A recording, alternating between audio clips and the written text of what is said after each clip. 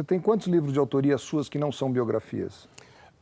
Eu tenho, são 3 didáticos, né? Esse e o resto são todas biografias, né? Tá bom. Elias, é uma curiosidade que eu tenho, que eu imagino que deva ser fantástico você entrar, porque, bom, vamos combinar assim, como funciona escrever a biografia de alguém? Você vai escrever a minha, nós fechamos um contrato, ou alguém fecha com você, e a gente começa um trabalho. Em primeiro lugar, supondo que eu tenha um certo tempo disponível para você, normalmente quanto tempo demora? Bom, um projeto biográfico, no meu estilo, na minha forma de desenvolver, pelo menos 1 ano e meio, né?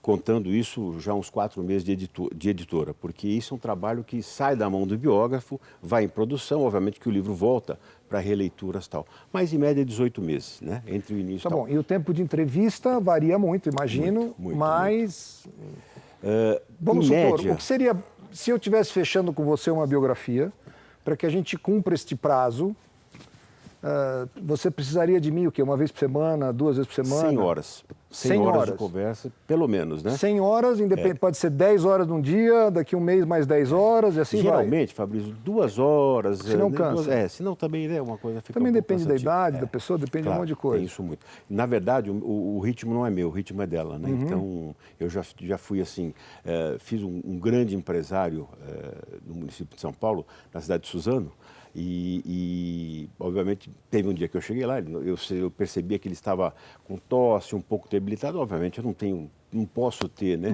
a falta de sensibilidade de querer Até porque conversar. não é uma obrigação dele, né? Exatamente. Então, além disso, são mais de 150, 160, quantas entrevistas forem necessárias.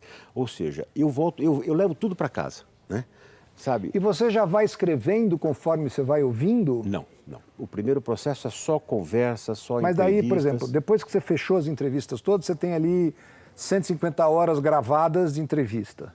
Você vai ouvir aquilo tudo de novo e aí você começa a escrever? Sim, obviamente, quer dizer, hoje eu faço um outro processo, né? As entrevistas com o biografado eu mesmo transcrevo. E, obviamente, às vezes tem alguma coisa um pouco mais delicada, que envolve alguma coisa mais pessoal, eu também transcrevo. Fora isso, eu tenho uma equipe que faz essa transcrição para mim. Você sabe, eu vou te confessar. Transcrição seria pegar o áudio e escrever. Escrever ipsis literis, né? Exatamente como aquilo aconteceu. Eu tinha um pouco de receio que isso saísse da minha mão. Mas é impressionante, quando eu leio o texto, eu me lembro exatamente, porque eu gosto, assim, enquanto eu entrevistava e transcrevia, eu conseguia associar, né, a voz, ao timbre de voz e tal, mas eu consigo reviver aquilo, né? Eu tinha muito medo de perder isso, mas graças a Deus não perdi. Então isso me permite, às vezes, até poder desenvolver projetos paralelos, né, em diferentes etapas. Começando um, escrevendo o outro entrevista, alguma coisa assim, né? Mas é incrível, Fabrício, eu confesso para você, eu me sinto realmente o sujeito mais bilionário, né, do Brasil e do mundo, porque eu sou o herdeiro dessas pessoas com a maior riqueza que elas têm. Não é casa, não é carro, não é nada, é história de vida. Eu te presenteei com o livro do Samuel Klein, é um judeu polonês que veio da Segunda Guerra Mundial, passou por aquelas barbaridades, mãe e irmãos pequenos que não tinham força de trabalho, todos para campo de extermínio, enfim. Aí o sujeito pensa em trocar a Europa, né, pela Bolívia. Imagina, né? Antes de chegar ao Brasil. Se deu bem, hein? Se deu bem. Tu trocou um B lá, ali, né? que esse B poderia ter sido quase, né? quase acabar de afundar com ele. Hã? Então você vê, né? Oh, meu Deus, você vê como também tem Deus no processo, né? Então você, agora imagina eu me trancar com um homem desse, acostumado a liderar 60 mil homens, mulheres, né, colaboradores, para poder perguntar tudo aquilo que qualquer um gostaria de perguntar. E, principalmente, inverter um pouco essa linha da liderança. Porque ali a liderança está comigo, não está com ele. Sou eu que dirijo, pergunto, né? Ou seja, então, eu realmente, eu confesso para você, esse livro que eu escrevi, né, que é o Fazer o que Ama, Amar o que Faz, é exatamente o que expressa, porque eu me sinto assim, eu não vejo a hora de pular da cama, né, de acordar e poder viver aquele dia, seja para conversar, seja para entrevistar, seja para escrever. A minha esposa, eu escrevo de madrugada, né, madrugada adentro, falei, Elias, não dá para acreditar O brilho que você tem nos olhos às 3 da manhã, né? Se deliciando, brincando com o texto, com o computador. Então, confesso para você que pode ter alguém tão realizado com aquilo que faz quanto eu, mas é difícil, viu? É bastante difícil. Bom, ainda bem, você não vai acordar também e falar, chega, o que eu estou fazendo agora? Não, acho que agora Agora não. Você falou na palavra deliciosa, me lembrou banana com chocolate, com banana, com aveia, com mel. Vamos dar uma olhadinha numa receita que é muito gostosa, é fácil de fazer e qualquer um aprende. Para fazer o nosso bolo com banana, aveia e mel, a gente vai usar um pacote de biscoito simples, trituradinho, fácil. Pega o pacote de biscoito, coloca no processador ou liquidificador, tritura, ele fica exatamente assim, não tem erro, tá? A gente vai usar a banana, picadinha já, o ovo, fermento em pó, cravo em pó, açúcar e o leite desnatado. Para começar a receita, a gente faz na batedeira, a gente vai colocar o ovo e o adoçante, até formar uma espuminha, certo? Não esquecendo nunca de colocar o ovo um a um para não ter erro de estragar a massa se o ovo não estiver bom, certo? Então, vamos lá. São 5 ovos. O ovo, uma vez, é engraçada essa história, porque uma vez eu achei que era besteira da minha avó. Ela falava sempre, Carol, sempre separa os ovos. Eu falava, ai, vó, pra quê? Enfim, eu estava fazendo um pão de ló com 24 ovos. O último ovo estava estragado. Estragou a massa inteira, por isso realmente é importante quebrar um a um e colocar na massa, certo? Então, pronto, 5 ovos aqui. A gente coloca o adoçante. O meu já está medido. O adoçante, se quiser substituir por açúcar, é a mesma quantidade, no caso desse granulado, certo? A gente vai bater agora o ovo e o fermento até ficar uma espuminha.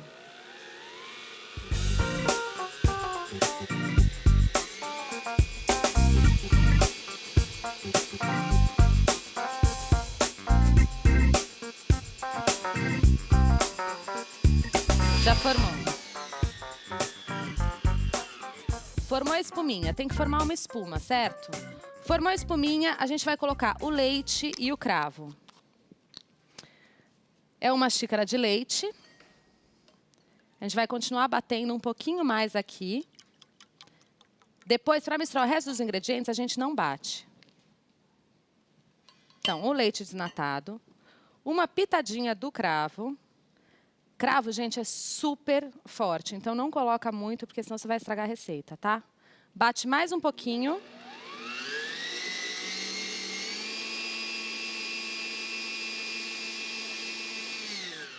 Só para misturar. Misturou, a gente tira e mistura o resto dos ingredientes. Então, agora, a gente vai colocar a banana e o biscoito, combina mais aveia e mel. O fermento sempre por último, nunca esquece disso. O fermento nunca é bom colocar antes, porque ele age com a umidade e no calor. Então, o fermento sempre por último em qualquer receita. Tá vendo? Ó, precisa formar essa espuminha. Formou a espuma, tá pronto. A gente mistura a banana. O biscoito já triturado.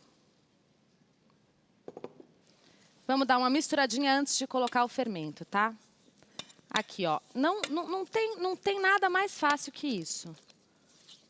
Mistura com um batedorzinho. Fica uma massinha, ela não cresce muito, então você pode colocar na forma até o final. Fermento por último.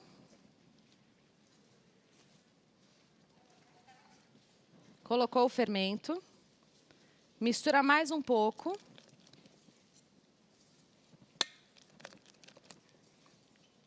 E vamos colocar na forma untada e enfarinhada.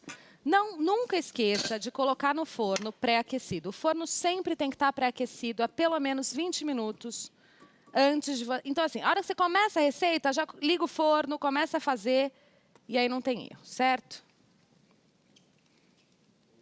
Tá vendo que ela fica bem cheia, não cresce muito, porque essa massa é muito rica. Então, ela não cresce muito. Ela pode ir até quase a boca. Um dedinho abaixo da forma tá perfeito. Agora, vamos levar o forno pré-aquecido a 180 graus. Enquanto eu levo o meu bolo ao forno, papel e caneta na mão e anota a receita. A gente vai usar a banana, picadinha já, o ovo, fermento em pó, cravo em pó, açúcar e o leite desnatado. Eu imagino, Eli, isso que está me falando, porque assim, eu adoro isso. Eu adoro fazer entrevista, eu adoro conversar com as pessoas, entender um pouco do mundo delas. A vantagem que eu tenho em relação a você é que, eventualmente, eu em um ano entrevisto 300 pessoas. É verdade. Você em um ano e meio faz de um. A desvantagem que eu tenho é que a profundidade que você tem naquele assunto é infinitamente mais poderosa, se torna mais confidente, profunda. né? É verdade. Dentro deste processo, existe uma tendência tua, se você pudesse escolher, ou todo mundo se torna tão bacana quanto, a entrevistar ou a autobiografar pessoas de algum tipo de mercado ou com atitudes que você gosta ou não, por exemplo? Estou tentando te fazer uma pergunta assim. Você se sente com mais prazer quando você está entrevistando, independente se ele é poderoso, se ele não é poderoso, mas uma pessoa que você considera um ídolo ou uma pessoa que você considera uma referência, ou tanto faz? Tanto faz. O importante é a história, é que me conquista a história. Mas então, existem histórias e histórias. Independente... Se precisa ter muito sucesso para escrever um livro? Uma pessoa só de sucesso seria isso? Não, o que eu estou tentando dizer é que existem pessoas que têm um sucesso incrível e que nem sempre tem por trás uma história tão fantástica. Perfeito, entendi. E tem pessoas que têm até têm menos dinheiro e têm histórias muito mais fantásticas. Mas isso é subjetivo, porque a história fantástica para você pode ser diferente da história fantástica para mim. Sem dúvida alguma. Entrando dentro do Elias, né, dentro de quando você como artista, como escritor, digamos assim, quando você está escrevendo algum tipo de assunto que você tem apreço por ele, que você um dia falou, pô, gostaria de escrever a biografia de tal pessoa, e um dia você está lá. Pô, nunca pensei em escrever a biografia de tal pessoa, mas um dia você está lá. Existe essa diferença ou não? Olha, são grandes ídolos, né? O Samuel Klein, por exemplo, é uma pessoa que eu sempre admirei e cheguei. Existem pessoas que são ícones, não tem... Agora, vamos ver se eu te responder de outro lado. Eu já rejeitei projeto, porque isso ia abalar a minha felicidade, né? Eu entendi que aquela história não era uma história... Porque a gente não inventa história, a gente conta história, né? Então tem que ter essa essência da história. Eu entendo o que você está me falando. Você está me respondendo, de uma certa forma, aquilo que eu perguntei. Porque tem que ter admiração. E eu acho que isso é importante também. Mas, teoricamente, perfeito. Se você fosse um médico, perfeito. Você não pode dizer, eu não vou operar esse porque eu não gosto de como ele fez as coisas. Né? Então, se você é um escritor e você escreve biografias, teoricamente, não importa de quem, você deveria escrever com o mesmo apreço. Mas já vi que não funciona assim, que é uma coisa que o ser humano, que o lado humano não permite você fazer. Se é uma história real... Sim, ela pode ser real. Vamos pegar um exemplo imbecil. Vamos pegar o Escobar da vida. Com certeza seria uma biografia fantástica. Sem dúvida. Por outro lado, seria uma biografia que você não tem prazer em escrever, porque você tem prazer como historiador, mas não prazer. Não é uma pessoa que você admira, não é uma pessoa que você fala, nossa, gostaria muito de... Vou aprender com ele tudo isso que eu estou ouvindo. Então eu vou lhe contar uma coisa. Meu primeiro livro, Fernando Dutra Pinto. Quem é? Sequestrador da filha do Silvio Santos. Não, entendi. Por quê? Porque eu entendi que com essa história eu ia mudar a vida de jovens que poderiam estar indo para o crime. E foi exatamente o que aconteceu. Eu narrei a história de um jovem de classe média baixa que encontrou no crime um atalho para o dinheiro. E aí eu encontrei muita riqueza de aprendizado, principalmente para os pais, Fabrício. Porque esse menino desempregado todo dia colocava duzentão em cima da mesa. E os pais falando, graças a Deus, as portas estão se abrindo. Ferre-se como ele está conseguindo. Entende? Então, e eu recebi muitos e-mails de jovens justamente me dizendo isso. Eu estava indo para o crime, li a história desse... Né? Sim, mas quem compra este livro sabe que tem este apelo ou não? Eu confesso que eu recebi muitas críticas, foi meu primeiro livro, estreiei com ele. Entendeu? Recebi muitas críticas. Deveria ter de tido pessoas, mais isso explicitamente.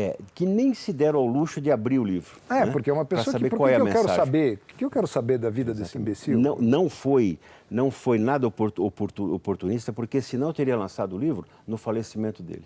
Eu esperei entrevistar a polícia, ter toda a história da polícia, para jornalisticamente, é um livro jornalístico, né? Mas o grande tema desse livro é crime, é cadeia e morte. Como o grande tema do Samuel Klein se você acha que a vida não lhe reserva nada, aprenda com esse homem que veio da Segunda Guerra Mundial, que achava que o amanhã ia ser melhor como prisioneiro de guerra lá na Alemanha e hoje construiu a maior rede de varejo. Ou seja, o que eu busco nos meus livros? Que você feche e fala, bom, agora eu sou uma pessoa diferente. Porque se até agora, né? Eu estou sentado aqui, estou achando que a vida aqui vão bater na porta, que o SBT vai me ligar, que a Casa Bahia vai me ligar, que o Itaú vai me ligar para eu ir trabalhar. Isso não é assim que acontece. Ou seja, sempre os meus livros têm esse ímpeto, né, de provocar nas pessoas o melhor delas. Se eu vou ser o novo Samuel Klein, eu não sei. Mas eu vou ser o melhor Elias Awad que eu puder depois de ler. É isso que meu pai sempre me falou. Não importa o que você quer ser na vida, queira ser o melhor. Que bonito, que lindo. Ponto. Perfeito. Elias, foi um prazer enorme te receber aqui. Obrigado A gente mesmo. tem que encerrar o programa, uma pena. Só rapidamente, você falou da torta. Eu escrevi um texto, inclusive nesse livro, sobre como um erro pode ser maravilhoso, né? Desde que você entenda que o erro não é o fim, pode ser o redirecionamento. E justamente com a história, né, do Tarté Tartan, né? Sei. Que você sabe melhor que Uma eu, torta né? invertida, né? É uma torta invertida. Que foi né? sem querer que aconteceu. Exatamente. Mas não é a única. Na gastronomia Sim, tem sem dúvida, trocentas histórias que viraram clássicos por causa de erro. Então, erros são muitas vezes, assim. né? Um redirecionamento. Até porque Obrigado não por acerta tudo, quem não erra. Exatamente. Obrigado por tudo. Teus contatos estão aqui. Siga o hashtag Receita na Mesa e ajude a gente a fazer um programa cada vez mais bacana para vocês. Um beijo grande. Amanhã estaremos aqui. Tchau.